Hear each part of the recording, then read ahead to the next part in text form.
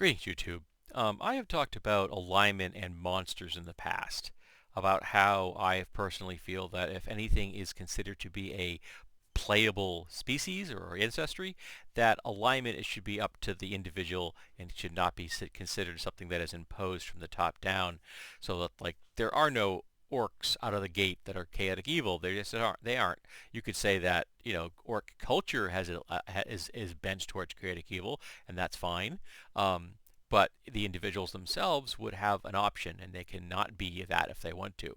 Or you could just treat them like any other species, and say that they don't have an alignment. The species doesn't have a tendency in one direction or the other. I've even gone so far as to say that I don't personally think that skeletons and zombies should have evil alignments because they're mindless. And for me to be evil, uh, you have to have moral agency to make that choice. And if you look under the Pathfinder or the 3.5 D&D rules, the negative plane has no alignment, negative energy has no alignment, so I don't see why they're evil. I understand that it's been put into the canon of the game that they are, but I still haven't been able to figure out why. To me, they're just animated things that just happen to be former people that are using negative energy to fuel them. And also, people don't seem to have any problem with, binding elementals into things to power them, and elementals are sapient beings that do have intelligences of 3 or higher, but no one seems to have a problem with that. And that would be an evil act in my book. But, whatever.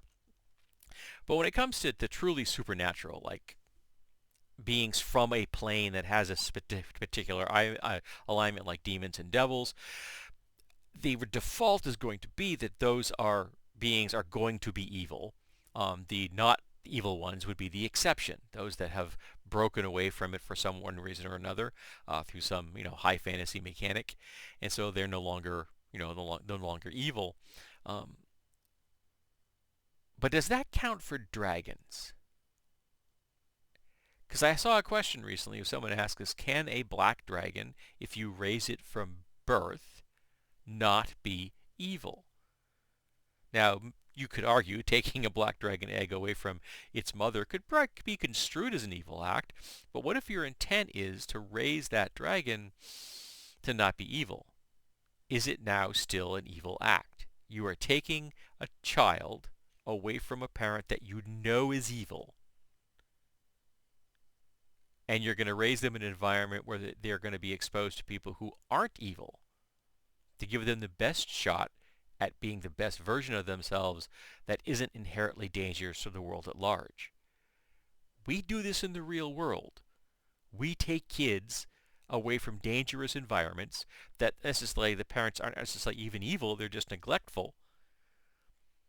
And we put them into other environments where hopefully they'll be raised in a healthier environment. I know that the foster system and the adoption system has many flaws. I understand that. But we still do that with the intent of giving that offspring the best shot it can at being a happy, healthy human. So if you take an egg away from an evil dragon and you bring it to an environment where it's going to be raised in an environment where the people around it are good, is the dragon going to be good? Or are dragons more like demons and devils in the sense that their alignment is inextricably linked to them biologically because they are inherently a magical being? That they are going to be this because that is what they're born into. I think there's an argument for it, but I think it's a shallow argument, and I think it takes away the idea of interesting possibilities for RPGs. But it does mean that player characters who are going to be on the right side of history maybe should be encouraged to do this? Could you end the reign of evil chromatic dragons if you can get enough of these children away from their parents? And now there's the moral quandary. Are you destroying a culture? Because chromatic dragons have a culture. It's an evil culture. It's one that is the antithesis of things that we don't want. Like we don't want that out there. That's something we don't want around us. But it's still a culture. And if you eradicate it, is that an evil act in and of itself? It's much like the debate of using a helm of opposite alignment. It's always been used as a trap for PCs. They put this magic helm on, trying to figure out what it is. Bingo, they go from good to evil. But once you know what the helm does, is using the helm deliberately on an evil person to turn them good, an evil act in and of itself, because you are removing moral agency away from that person. That person didn't choose to be good. You have imposed goodness upon them.